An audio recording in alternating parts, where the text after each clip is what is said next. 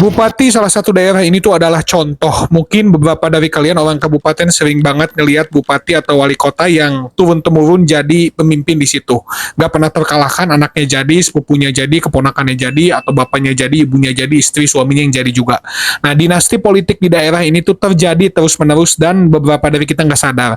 Dan tentunya kalau ada dinasti politik, biasanya ada kong kali kong juga di belakangnya, entah itu nepotisme, entah itu korupsi, atau permainan anggaran yang mereka makan untuk membiayai mesin politiknya. Jadi teman-teman, sekali lagi saya bilang, udah saatnya kita ini tuh fokus juga ke daerah kita masing-masing. Di daerah kita masing-masing, kabupaten, ataupun wali kota tuh kota madya, atau provinsi dan lain-lain, banyak banget tikus-tikus berkeliaran, dan itu merugikan kalian. Jadi gak cuma pusat, kita harus fokus ke daerah masing-masing. Di sini video saya akan selalu ngebahas ini supaya kalian sadar dan supaya lama-lama daerah bersih dari tikus.